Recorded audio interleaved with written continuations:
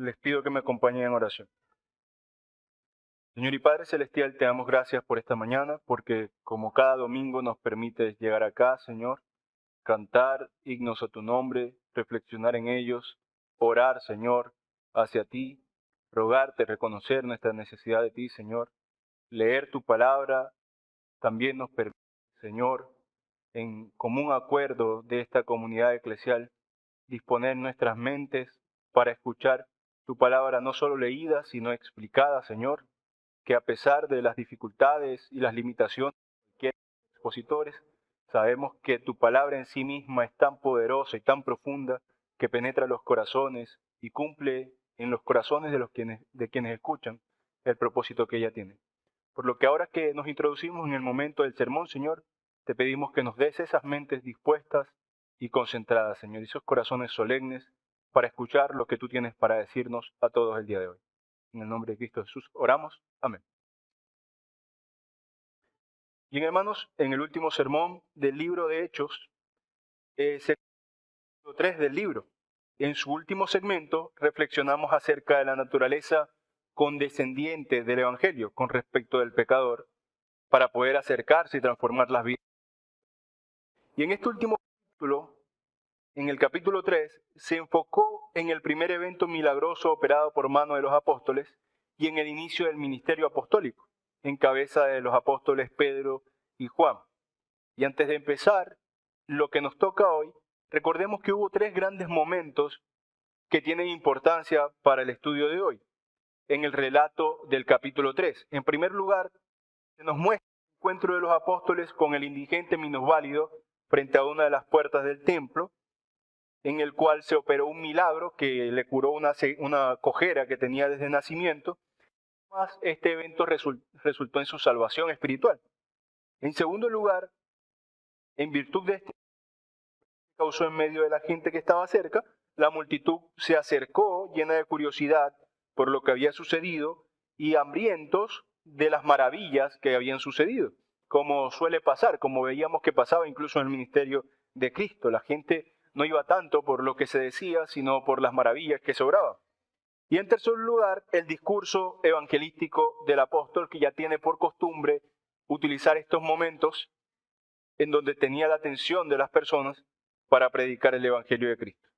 Y en donde fuimos instruidos en cómo predicar misericordiosamente, sin sacrificar el mensaje de urgencia del evangelio. Y así termina el capítulo 3 del libro de los Hechos, con el discurso de Pedro.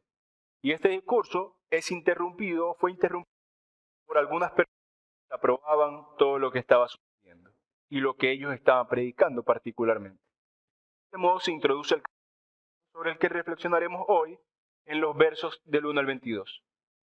Por lo que les de pie me acompaña esta mitad del capítulo.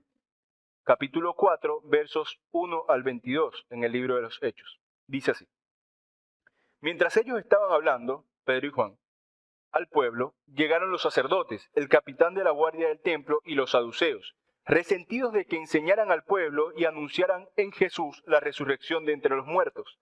Les echaron mano y los pusieron en la cárcel hasta el día siguiente porque ya era tarde. Pero muchos de los que habían oído la palabra creyeron, y el número de los hombres llegó a ser como 5,000. Al día siguiente aconteció que se reunieron en Jerusalén los gobernantes de ellos, los ancianos y los escribas, y estaban el sumo sacerdote Anás, Caifás, Juan, Alejandro y todos los del linaje del sumo sacerdote. Y poniéndolos en medio, les interrogaron: ¿con qué poder o en qué nombre han hecho ustedes esto? Les preguntaron a los apóstoles. Entonces Pedro, lleno del Espíritu Santo, les dijo: gobernantes del pueblo y ancianos, si hoy somos investigados acerca del bien hecho a un hombre enfermo, de qué manera éste ha sido sanado, sea conocido a todos ustedes y a todo el pueblo de Israel que ha sido en el nombre de Jesucristo de Nazaret, a quien ustedes crucificaron y a quien Dios resucitó de entre los muertos. Por Jesús este hombre está de pie, sano en su presencia. Él es la piedra rechazada por ustedes los edificadores, la cual ha llegado a ser cabeza del ángulo. Y en ningún otro hay salvación, porque no hay otro nombre debajo del cielo dado a los hombres en que podamos ser salvos. Y viendo la valentía de Pedro y de Juan, y teniendo en cuenta que eran hombres sin letras e indoctos, se asombraban y reconocían que habían estado con Jesús. Pero ya que veían de pie con ellos al hombre que había sido sanado, no tenían nada que decir en contra. Entonces les mandaron que salieran fuera del Sanedrín y deliberaban entre sí diciendo: ¿qué hemos de hacer con estos hombres? Porque de cierto es evidente a todos los que habitan en Jerusalén que una señal notable ha sido hecha por medio de ellos, y no lo podemos negar. Pero para que no se divulgue cada vez más entre el pueblo, amenacémosles para que de aquí en adelante no hablen a ninguna persona en este nombre, en el nombre de Jesús. Entonces los llamaron y les ordenaron terminantemente que no hablaran ni enseñaran en el nombre de Jesús. Pero respondiendo Pedro y Juan les dijeron: juzguen ustedes si es justo delante de Dios obedecerles a ustedes antes que a Dios. Porque nosotros no podemos dejar de decir lo que hemos visto y oído. Y después de amenazarles, más ellos les soltaron, pues por causa del pueblo no hallaban ningún modo de castigarles, porque todos glorificaban a Dios por lo que había acontecido, pues el hombre en quien había sido hecho este milagro de sanidad tenía más de 40 años. Pueden sentarse, hermanos. Hasta ahora, el ministerio cristiano, en cabeza de los apóstoles, no había recibido mucha interferencia por parte de la gente. Incluso en el capítulo 3 y en el capítulo 2 y desde el principio del Evangelio, se nos presenta que del parte del pueblo, de todos los que escuchaban, había una buena disposición a recibir las palabras cuando Pedro les recordaba lo que habían hecho con este varón judío, Cristo Jesús, y les recordaba o les enseñaba quién era él y cuán grande pecado había sido condenarlo y matarlo. Ellos se interesaban en saber cómo podían ser perdonados de este pecado. Entonces estaban teniendo los apóstoles una buena recepción en todo el relato anterior a este momento. Lucas nos contó incluso que muchos eran los que terminaban convirtiéndose a la fe cristiana. En cierto punto nos dice que como 3.000 personas y ahora nos decía que como 5.000. Realmente el mensaje del Evangelio estaba teniendo, al menos en términos numéricos, bastante éxito. Y bueno, tomando en cuenta que estas palabras de algún modo son inspiradas, pues no tenemos por qué dudar de la conversión genuina de estas grandes masas. Sin embargo, en este punto, en el capítulo 4, ya se nos presenta una primera oposición seria contra el avance de la Iglesia de Cristo. No se trataba de algunas personas que escuchaban, no les gustaba mucho y se iban, sino que es una oposición seria de líderes religiosos del momento. Por lo que me parece oportuno titular el sermón de hoy como obstáculos en la predicación del Evangelio, que son precisamente unas palabras que describen bastante bien el evento narrado aquí. Recordemos que esta aprehensión por parte de los principales líderes del pueblo contra Pedro y Juan se da por el mensaje que predican, no exactamente por el milagro que obraron. Había algo que les molestaba en particular de lo que estaban predicando y ahorita veremos cuál es. Y este asunto lo reflexionaremos en torno a los siguientes énfasis. En primer lugar, veremos el conflicto en la predicación del Evangelio con los intereses de las autoridades. En segundo lugar, la respuesta o un ejemplo que tenemos en los apóstoles de cómo responder ante el conflicto, la respuesta ante el conflicto. En tercer lugar, el miedo a las consecuencias. En cuarto lugar, la mansedumbre y la firmeza que nos muestran los apóstoles. Y en último lugar, la verdad prospera ante los obstáculos, que es un mensaje esperanzador con el que termina la porción del relato. Entonces, la primera idea que examinaremos es la de los conflictos con los intereses de las autoridades. Que esto lo vemos particularmente en la primera parte de lo leído, en los primeros 6 versos, que dicen así. De Hechos 4, del 1 al 6. Mientras ellos estaban hablando al pueblo, llegaron los sacerdotes, el capitán de la guardia del templo y los saduceos. Esto es importante, sobre todo este último grupo, los saduceos. Resentidos de que enseñaran al pueblo y anunciaran en Jesús la resurrección de entre los muertos.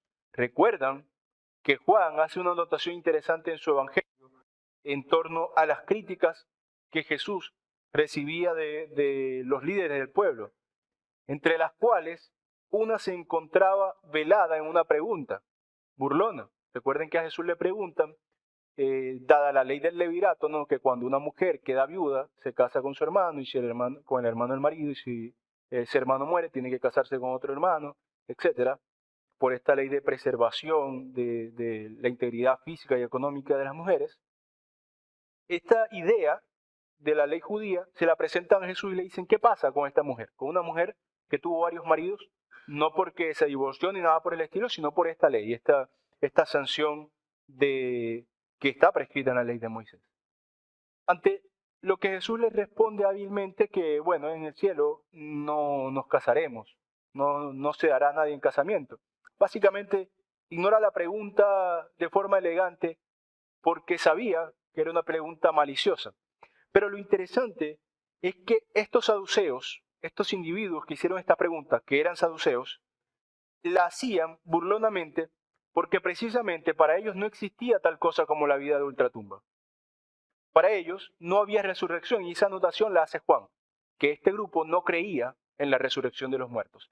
Entonces, particularmente, una de las cosas molestas para estas autoridades, principalmente los saduceos, quienes eran los que ocupaban la mayoría de los puestos en el Sanedrín, que es el concilio judío, lo que les molestaba no era tanto el milagro operado del cual no podían decir nada, porque el mismo texto en Lucas nos dice, ahí estaba el hombre caminando, tenía más de 40 años, no podía ser un error que fuera cojo, había estado muchos años cojo, así que no podían decir nada, pero les molestaba el asunto de la resurrección, que estos hombres estuvieran hablando de resurrección. Estos saduceos actuaban incluso como los paganos, ¿no? Recuerden cuando Pablo comparece ante las autoridades y uno de estos hombres de las autoridades le dicen, por poco me convences hasta que hablaste de la resurrección, ¿no? Obviamente la resurrección es un mensaje impactante del Evangelio. Continúa diciendo el verso 3. Echaron mano y los pusieron en la cárcel hasta el día siguiente porque ya era tarde. Pero muchos de los que habían oído la palabra creyeron y el número de los hombres llegó a ser como 5,000. Al día siguiente aconteció que se reunieron en Jerusalén los gobernantes de ellos, los ancianos y los escribas, y estaban el sumo sacerdote Anás, Caifás, Juan, Alejandro y todos los del linaje del sumo sacerdote. Entonces estos primeros 6 versos nos sirven para ilustrar este asunto del conflicto con los intereses de las autoridades cuando uno cumple la tarea de predicar el Evangelio. En primer lugar, los obstáculos pueden venir desde dentro, de los que pensamos que luchan por la misma causa. Pero por razón de los intereses personales, como es el caso de la historia que estamos leyendo, a estas personas que pensamos en cierta medida podrían congeniar con nosotros, podría incomodarles también la predicación de la verdad. Este ejemplo es perfecto porque los hombres que estaban increpando a los apóstoles, que los habían metido presos, que estaban ahí deliberando a ver qué hacían con ellos, como si fueran unos criminales, pertenecían en cierto sentido a la misma etnia, a la misma tradición incluso. Ya hemos dicho en otros estudios de los Hechos que en el inicio de la iglesia cristiana no había para el judío prosélito, para estos nuevos creyentes, una distinción entre el lugar de adoración y las comunidades de adoración. Pedro, Juan y los apóstoles iban frecuentemente al templo. Se nos dice que Pablo, cuando lleguemos a ese punto en la historia de Hechos, cuando se nos narre lo que hacía el apóstol Pablo, frecuentemente iba a los días del Señor, los días de reposo, iba al templo y predicaba. No había esta segregación en este momento. De alguna manera, ellos se sentían como parte de una misma comunidad que, de parte de los apóstoles, había descubierto una plenitud mayor de la verdad que ahora les era necesaria predicar, enseñar entre sus hermanos. Pero seguían siendo parte de esta misma comunidad. Recordamos que Pablo incluso dice algo tan drástico como quisiera yo ser maldito por amor de mis hermanos. O sea, ellos tenían un sentido étnico de familiaridad muy profundo. Y estos ataques que estaban recibiendo Pedro y Juan no podían hacer sino que sus piernas temblaran. Estaban ante hombres que ciertamente antes de la relación de los apóstoles con Jesús, en otra situación, ellos hubieran quedado totalmente impactados, estos líderes. Es como si viniera el presidente de una nación o el rey de un imperio, ¿no? A tratar con un ciudadano común. Por lo general estaban de autoridad, de poder, nos asombra, incluso hoy. Y ellos estaban viviendo un momento así. Viene el cuerpo sacerdotal, viene Caifás, el sumo sacerdote, viene Anás, el anterior sumo sacerdote. Recuerden que eso no lo dicen en los evangelios. Estos dos hombres también habían estado frente a Jesús en el juicio indebido que le hicieron. Entonces, esta incomodidad y este conflicto se presentaba dentro de la misma comunidad que era supuestamente hermana. Y esto es un conflicto, un obstáculo que probablemente se puede presentar para nosotros hoy también. Que ciertos grupos que consideran ciertas ideas como la ortodoxia, como la verdad, pueden señalar a otros que deberían ser una comunidad de la misma fe como menores, como inferiores.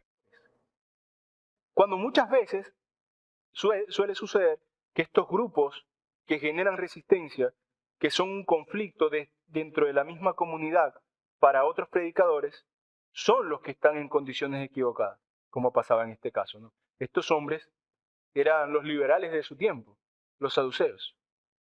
Ellos interpretaban la Biblia con mucha suspicacia, con mucha duda por sobre lo sobrenatural. Pero hoy también puede pasar en gente que no necesariamente tenga esta duda con respecto a lo sobrenatural de la Biblia. Por ejemplo, pasa con las comunidades eclesiales que se conocen como los unicitarios, ¿no? Estas personas que niegan la Trinidad de Dios, que niegan el ser de Dios como un ser trino y proponen distintas alternativas modalistas, distintos tipos de herejías unicitarias, ellos estando en una condición de herejía en la cual si hay gente verdaderamente convertida dentro de ellos, es a pesar de lo que creen y no gracias a lo que creen.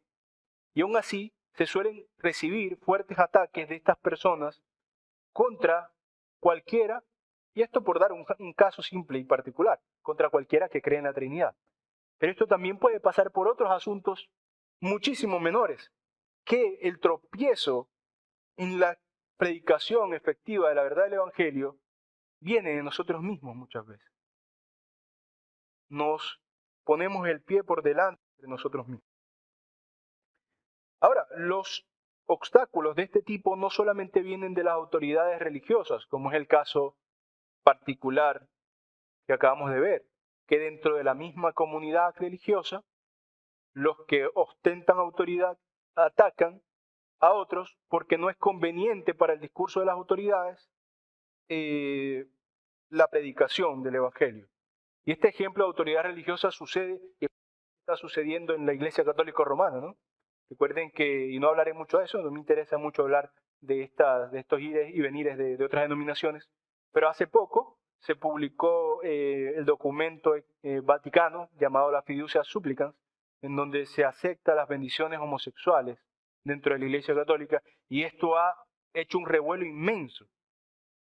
De modo que ciertas bases de la Iglesia, sacerdotes, curas de bajo rango, algunos de algún tipo de rango importante, se levantan contra las autoridades, pero parece claro que los intereses de la autoridad católico-romana de hoy, de la autoridad vaticana, parece que cada vez van más contra el Evangelio. Cada vez son más inmorales, cada vez son más abominables por asuntos de distinta índole, en este caso asuntos morales. Y desde abajo algunos que permanecen con una mirada mucho más clara de lo que debería ser la Iglesia, se han quejado contra el Vaticano, contra el Papa, y han sido expulsados, ¿no? Fíjense cómo incluso desde esta Iglesia católico-romana, que si algo tiene por encima de nosotros, es esa apariencia de orden, de unión, de la que no gozamos los protestantes en teoría, porque tenemos muchísimas denominaciones, pero ellos tienen una apariencia de orden, de unión, de estabilidad, de homogeneidad, que en la práctica no se da precisamente por los intereses egoístas de ciertos individuos que, estando equivocados, ponen el pie sobre el cuello de los que están en lo correcto. Pero decía que esto también se puede dar desde autoridades no necesariamente religiosas, que a veces las autoridades civiles de orden político pueden ser obstáculos en la predicación del Evangelio. La ley y el peso de la ley o la cultura de un lugar determinado puede ejercer presión en las conciencias de los creyentes, de modo que muchos creyentes, por las leyes diversas del país en donde vivan, pueden ver cómo se apagan sus convicciones por temor, o incluso a veces por algún problema de conciencia entre no saber dirimir qué hacer si yo debo ser un buen ciudadano y esto es la ley, pero al mismo tiempo creo estas cosas enseñadas por las Escrituras, ¿qué debo hacer?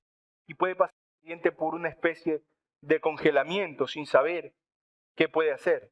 Esto se ve cada vez más en la normalización de asuntos abominables, el asesinato infantil, denominado aborto voluntario, o con la normalización de la eutanasia, el suicidio asistido, ¿no? Y esto es dar dos ejemplos de la horrenda degeneración moral de esta sociedad. Y estas cuestiones por sí mismas ejercen una presión cada vez más creciente. Primero, simplemente de modo que los hijos de este siglo, o sea, los del mundo, miran de reojo, miran con recelo, como estúpidos, con desdén a los cristianos que no quieren someterse a estas prácticas, no solo dejando de practicarlas, porque alguna persona contraria al Evangelio dirá, bueno, no lo hagas, y ya no. Es que el cristiano no está llamado solo a no hacer lo que sabe que es malo, sino a luchar contra aquello que sabe que es malo. Entonces nos miran con desdén. Sí, ya es una presión civil y no solo religiosa que se hace contra el creyente y contra la predicación del Evangelio. Los creyentes enmudecidos no saben qué decir. Y se ha llegado tan lejos incluso como para ordenar que los cristianos en algunos lugares callen sobre ellos. Sabemos, por ahí hay ejemplos en las noticias, pueden buscarlo, de pastores, porque se les ocurrió hablar de homosexualidad en un culto público. Y ahora los cultos públicos son internacionales. Ahorita mismo estamos grabando y cualquiera tiene acceso a esto. Entonces, algunos pastores o predicadores en general en ciertos países que hablan nada más y nada menos que la verdad de la Biblia sufren consecuencias legales. Entonces, vemos que también este obstáculo con los intereses, este conflicto con los intereses de las autoridades, cuando predicamos el Evangelio, viene en una lucha contra el Estado mismo. Es algo de lo que debemos estar apercibidos, porque probablemente cada vez pase más. Además, y esto es otro aspecto que ya mencioné de volada, pero quiero detallarlo, quiero especificarlo para que quede claro, es importante que no olvidemos que los obstáculos frente a la predicación del Evangelio pueden venir desde adentro y ya no solo entre comunidades, como di el ejemplo de unicitarios versus trinitarios, o sea, entre comunidades heréticas con comunidades ortodoxas, sino desde adentro entre mismas comunidades que teniendo una fe en común por temas menores, por ejemplo, cómo se viste el que predica, o la comprensión que tiene de ciertos sacramentos, o la comprensión que tiene de ciertos aspectos de la liturgia, los cristianos se atacan vorazmente entre sí y en lugar de ocuparse en la predicación del Evangelio, y en todo caso en la pedagogía interna de la iglesia, de las prácticas de cada iglesia, se ocupan en perder sus tiempos, criticar toda iglesia que ven. Y en lugar de atender, por ejemplo, a los sermones de su iglesia local en los que o están en el celular o están en casa por internet, no lo ven, o no les interesa simplemente, se ocupan en ver fulano o sutano que publica en YouTube para criticar qué tampoco conoce de la historia de la Reforma o qué tampoco conoce la historia de lo que quiera usted decir. Y eso también son trabas, son obstáculos en el Evangelio por conflictos con los intereses, en este caso de quienes se atribuyen a sí mismos la autoridad de la ortodoxia. Esto no quiere decir que no haya cosas irrenunciables, innegociables en lo que creemos en nuestra fe. Y de eso se trata casi siempre que estudiamos en las escuelas dominicales o en los discipulados de la confesión de fe. Seguramente tenemos algunas cosas que como denominación no renunciamos en virtud de que creemos que son las correctas y otras que como cristianos no renunciamos en virtud de que creemos que cualquiera para llamarse cristiano debe creerlas. Por ejemplo, cualquiera para llamarse cristiano debe creer en la resurrección. No hay ninguna duda de ello porque incluso la Biblia es clara al respecto de que esta es una creencia fundamental del Evangelio. Pero nos debemos ocupar principalmente en la predicación del Evangelio y no poner trabas, en primer lugar, a los otros, con la excesiva crítica perfeccionista de iglesias que no son la mía, en las cuales yo no vivo, en lugar de impactar a mi comunidad. Y además, sobre mí mismo, porque perdiendo el tiempo, las críticas, no hago lo que tengo que hacer, que es predicar la verdad. Vence la mentira. Si tú quieres que la gente adore de forma más ortodoxa, de forma más genuina, y tú estás convencido de que aquello que tienes por convicción es lo más ortodoxo y lo más genuino, entonces enséñalo. Y no pierdas tiempo en lugar de prepararte, perfeccionarte y perfeccionar a los que tienes cerca de ti, porque a ti no te van a pedir cuenta de lo que pasa en Siberia, pero sí de lo que hiciste con tu vecino, con tu hermano en la sangre, con tu hermano en la iglesia, con tu entorno. Usa tu tiempo sabiamente. Diría Pablo, no, redime el tiempo.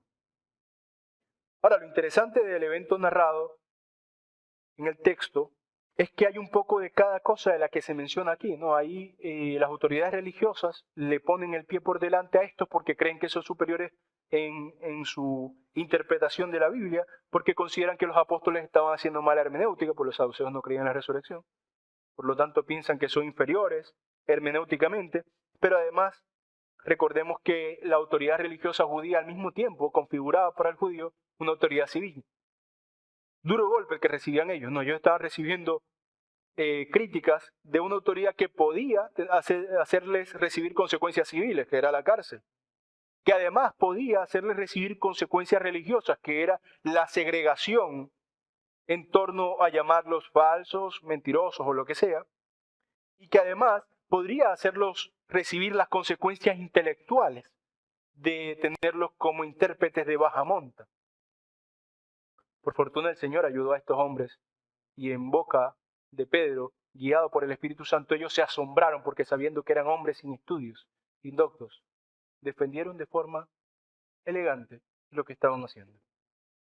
Nos conviene ver el siguiente encabezado entonces, precisamente esto, la respuesta ante el conflicto, para que podamos sacar algunas conclusiones prácticas de una posible salida si a nosotros se nos presentan problemas similares. Lo vemos en Hechos 4, del 7 al 14. Y poniéndolos en medio, les interrogaron, ¿con qué poder o en qué nombre han hecho ustedes esto?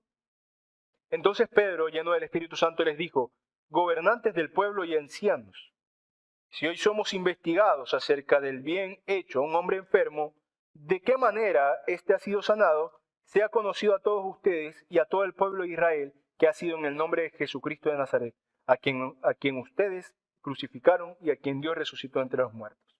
Entonces, Pedro hace lo que acostumbraba a hacer ante las preguntas, nos predica nuevamente, de forma clara, repetitiva, por supuesto, porque la verdad es necesaria que sea repetida. Esto los sorprende, porque como dijimos, eran hombres que no tenían estudios formales. Y al final, en el 14, dice, pero ya que veían de pie con ellos al hombre que había sido sanado, no tenían nada que decir en contra. Y vemos dos elementos importantes. Pedro responde y además la evidencia habla por sí misma. El primer consejo bíblico que a mí se me viene a la mente al escuchar la respuesta de Pedro es un consejo bíblico dado por el apóstol Pablo en Romanos 12, del 1 al 2, el cual dice, así que, hermanos, les ruego por las misericordias de Dios que presenten sus cuerpos como sacrificio vivo, santo y agradable a Dios, que es el culto racional de ustedes. No se conformen a este mundo, más bien transfórmense por la renovación de su entendimiento, de modo que comprueben cuál sea la voluntad de Dios, buena, agradable y perfecta. Y vemos un poco de este consejo en la respuesta de los apóstoles. Mientras sus críticos permanecían en una forma antigua y obsoleta de razonar, pensando ellos que los apóstoles estaban equivocados, los que tenían una mala interpretación de las Escrituras eran autoridades judías. Además, tenían una forma que era centrada en los beneficios humanos y no en la gloria de Dios, porque además les interesaba que estos nuevos predicadores podían causar que perdieran adeptos y perdieran, por lo tanto, poder. Recordamos que ellos estaban interesados en tener poder político. Les preocupaba, y esto era una de las cosas que dicen ellos cuando deliberan. Bueno, lo hecho está, algo así dicen, ¿no? Pero vamos a amenazarlos para que no siga creciendo esto. Entonces ellos tenían una forma obsoleta de razonar y además estaban centrados en sus intereses. Pero los apóstoles habían entregado, siguiendo el consejo de Pablo, que aún no había sido dado, por supuesto, su ser entero a una nueva apertura de mente. Una apertura de mente que aunque era disruptiva, que era impactante con respecto de sus creencias anteriores, porque para los mismos apóstoles que ahora estaban predicando la resurrección, haber escuchado de eso antes de la experiencia que tuvieron con Cristo hubiera sido también increíble. En el sentido, claro, no increíble, difícil de creer. Hubiera sido algo... Es más, no tengo yo que inventar muchas palabras. Vimos lo que pasó con Pedro, ¿no? Dijo, a ver, ¿dónde está? Muéstrenme la tumba, porque yo no creo eso. Pedro tuvo que ir a ver que la tumba estaba vacía para poder creer. Ellos estaban, los apóstoles, estuvieron en la misma condición de estos hombres. Palabras más, palabras menos. Pero estaban así. Sin embargo, siguiendo este consejo que Pablo daría en el futuro, ellos habían entregado sus mentes a Cristo y de esta forma podían comprobar cuál sea la voluntad de Dios, agradable y perfecta. Les permitía esta nueva vida experimentar una plena relación con la verdad. Pero no solo una plena relación con la verdad, sino un compromiso genuino con la verdad. Porque no basta atender a la información, sino comprometerme con ese contenido, vivir por él. Si es el caso, morir por él. Además, hay un ejemplo virtuoso en los apóstoles, que al ser interpelados por las autoridades judías, tuvieron como primera reacción no pelear, como hubiera hecho Pedro antes, que le cortó la oreja al que quería apresar a su Señor. ¿Y cómo cambió este apóstol? ¿Cómo cambió este hombre? No tuvieron como primera reacción pelear, sino razonar ordenadamente. Cuando les pidieron que explicaran lo que estaba pasando, en lugar de retractarse o de callar, como para no empeorar la cosa, o incluso de rebelarse y decir que no tenían que dar explicaciones a nadie, decidieron presentar un caso coherente para afirmar o para justificar las cosas que estaban haciendo. Y es interesante que Pedro en el futuro nos dejaría escrito, mucho tiempo después de este evento, en su primera carta, estén siempre listos para responder a todo el que les pida razón de la esperanza que hay en ustedes.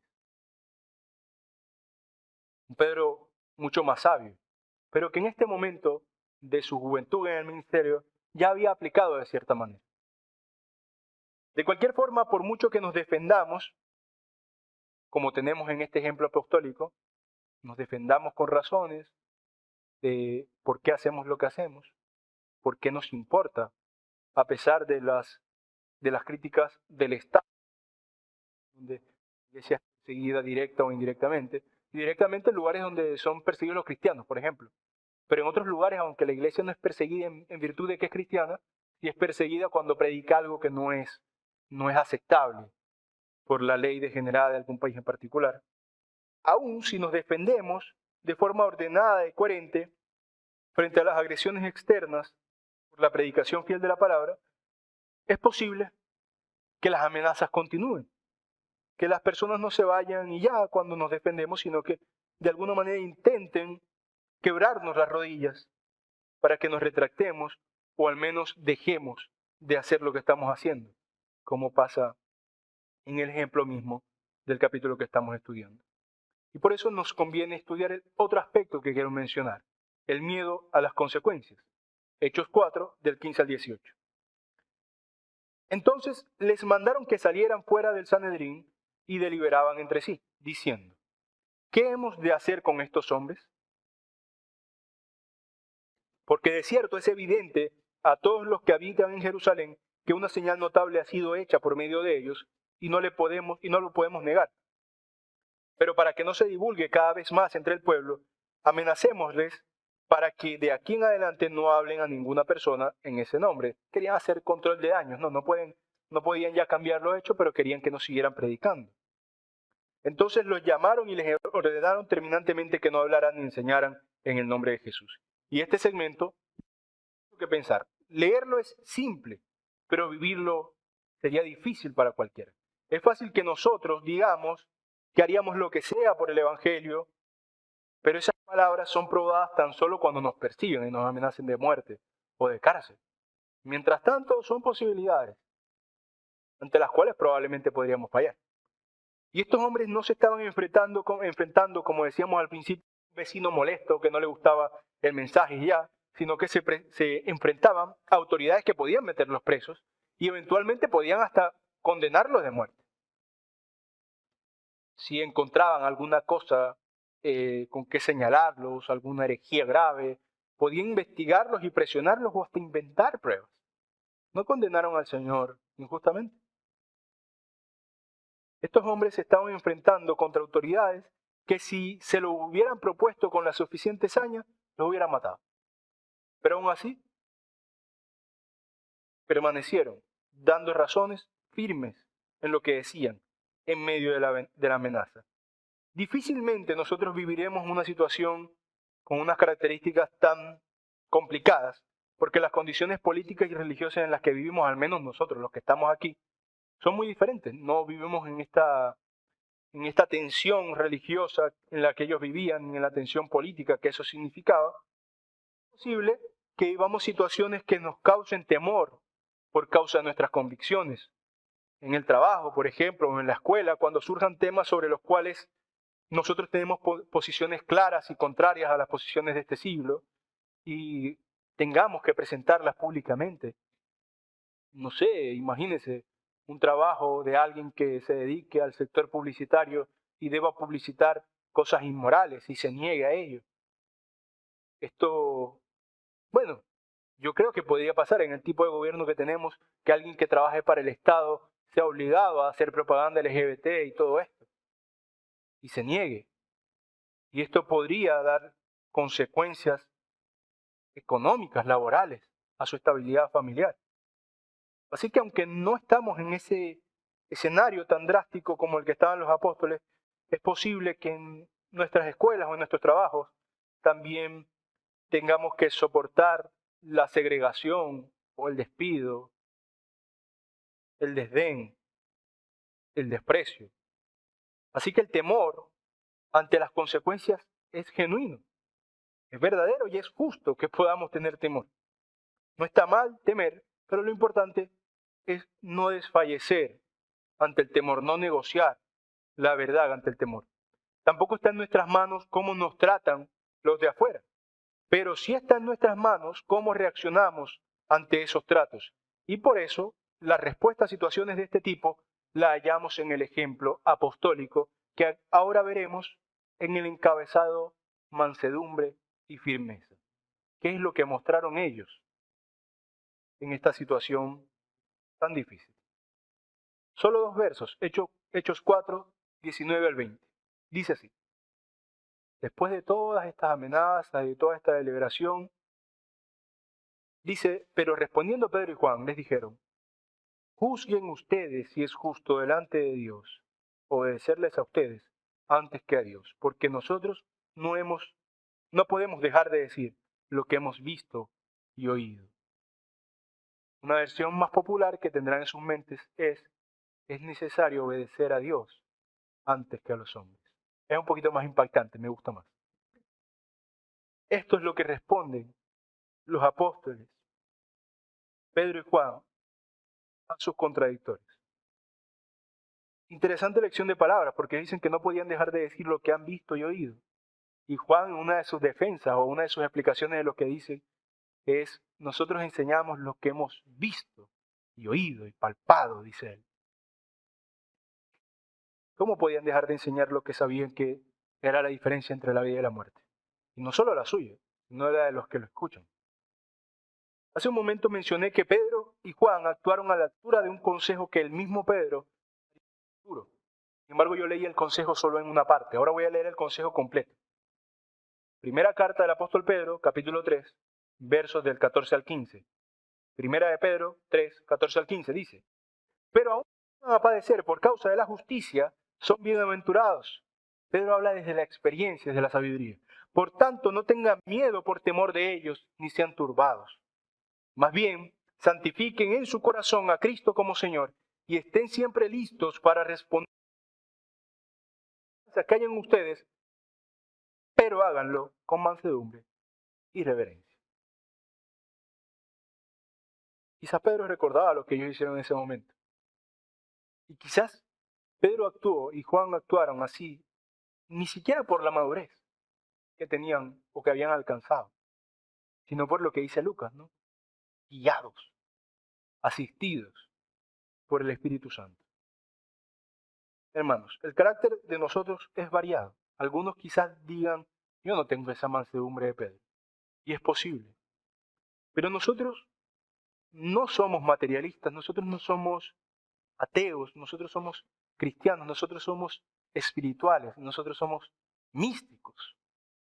Nosotros creemos que el Señor obra no solo para nuestra salvación, no solo para nuestra santificación, sino incluso para la perfección de nuestro razonamiento, de nuestras mentes, para darnos ayuda en las situaciones de dificultad, para que cuando yo esté en esa situación de dificultad en el trabajo o en la universidad o en la escuela, yo pueda orar en mi mente, Señor, ayúdame. Y a partir de ahí, con todo lo que ya yo he aprendido, con lo que cada uno ha aprendido en su caminar con Dios, poder decir de forma o lo mucho que sea capaz de decir y finalmente sentenciar, juzguen ustedes si es justo delante de Dios obedecerles a ustedes antes que a Dios. La frase famosa de Lutero ante el catolicismo romano fue que su conciencia estaba presa de lo que él creía. No podía hacer otra cosa. Esto lo dijo Pedro antes que Lutero y más o menos tiene una implicación similar. Estos hombres sabían que podían matarlos. Finalmente, ante las amenazas y este peligro genuino que ellos estaban enfrentando, ellos, y síganme en la analogía, ellos bajaron sus brazos. Ellos no iban a pelear, bajaron sus brazos, pero no bajaron sus cabezas. Ellos se negaron a defenderse como hubieran podido, huyendo o con violencia o como sea. Pero sus cabezas permanecieron en alto, diciendo aquello de los que estaban convencidos y no pudiendo ya decir más nada, porque los que los tenían enfrente sabían lo que ellos estaban predicando. Les dijeron algo que podía apelar a sus corazones religiosos, porque ellos también eran religiosos. De repente eran las últimas palabras que tenían que hacerlos pensar. Juzguen ustedes, ¿qué es más sabio? ¿Qué puedo hacer yo? ¿Obedecerlos a ustedes? Obedecer aquello que yo creo es mi vida, que yo creo que tiene el poder no solo de destruir mi cuerpo, en palabras de Jesús, sino de mandar mi alma al fuego eterno.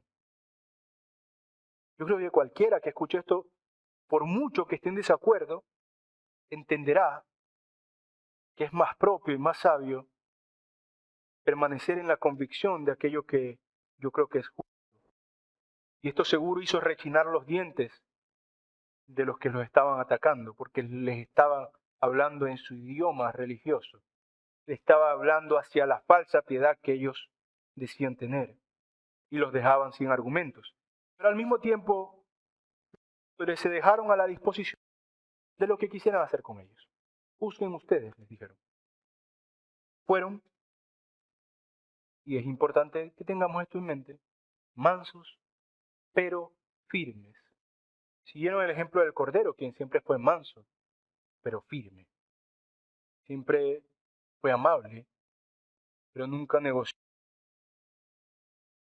Ellos quedaron a la disposición de lo que quisieran hacer con ellos, pero sus cabezas nunca se bajaron aunque las consecuencias fueran terribles, sino que siempre actuaron con la mansedumbre de la paloma, como diría Cristo, ¿no? Y esta actitud les sirvió para ser prosperados, y esto es lo que enfatizo en el último encabezado. La verdad prospera ante los obstáculos.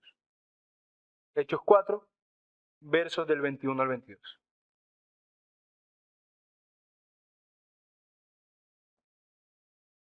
Dice así: Y después de amenazarles más, ellos les soltaron, pues por causa del pueblo no hallaban ningún modo de castigarles, porque todos glorificaban a Dios por lo que había acontecido, pues el hombre en quien había sido hecho este milagro de sanidad tenía más de 40 años. El relato termina con un desenlace, en este caso particular, de esperanza. De alguna manera la malicia de los contradictores de los apóstoles no venció, y sin poder decir nada certero contra ellos, porque todas las evidencias estaban a su favor, tuvieron que dejarlos libres. Claro que esto es una victoria relativa, hermanos. Esto es importante y por eso dije que en este caso en particular, la verdad venció inmediatamente. Esta victoria fue relativa, pero nuestra esperanza no está en las victorias relativas, porque si estuviera en ella, nos desesperanzaríamos cada vez que seamos perseguidos, humillados y hasta muertos por este mundo como si hubiéramos sido vencidos. Pero recuerden que Pablo dice que nosotros podemos estar en el suelo, pero nunca derrotados. Nuestra esperanza está en que la verdad siempre saldrá victoriosa en la disputa definitiva, en el final de los tiempos, y que el padre de mentira será destruido. Y en ese sentido, aunque algunas veces nos parezca que la mentira vence, que la injusticia hace retroceder la iglesia, que ganamos pocas batallas y perdemos muchas otras, aun si todo parece en contra, cada alma salvada, cada una que sea salvada, es una victoria inmensa. Y al fin de los tiempos, la iglesia habrá ganado para siempre. Porque como dice las Escrituras, como dice Jesús sobre la afirmación de Pedro, cuando él dice que es el Hijo del Dios viviente. Y Jesús le responde que sobre esa roca edificará su iglesia. También le dice, las puertas del Hades no prevalecerán contra ella. Empujarán, golpearán, pero no prevalecerán contra ella. Hermanos, que nuestra mansedumbre nos caracterice, nuestra firmeza también, que nuestra fe nos reconforte para que en medio de la dificultad, porque por medio de ella también podemos predicar, nuestro testimonio sea sal y luz para los que contradicen el Evangelio, sea agua para el que tiene sed de vida, porque solo en Cristo hay vida, hermanos. Y esa es otra de las razones por las cuales debemos mantenernos firmes, aunque mansos. Que si nosotros calláramos, estaríamos siendo una especie de asesinos silenciosos contra los que privamos de escuchar el Evangelio. Y la sangre de aquel que por nosotros debió escuchar y no escuchó, nos será cobrada, hermanos. Oremos. En el nombre de Cristo Jesús, Señor, nos acercamos a ti, porque solo en Él podemos entrar a tu lugar santo, a tu gracia, para darte gracias por la esperanza que nos brindas en medio de las dificultades que sabemos, Señor, que tenemos en la predicación del Evangelio.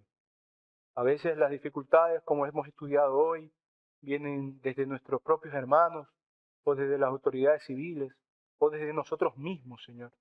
Pero te pedimos que nos des fortalezas en medio de ellas, para que podamos, no desde la violencia ni desde el rencor contra los que nos contradicen, sino desde la fe, la esperanza y la razón, hacer frente a ellas, salir victoriosos, ya sea acá o en la victoria eterna, Señor, en la bienaventuranza de tus hijos.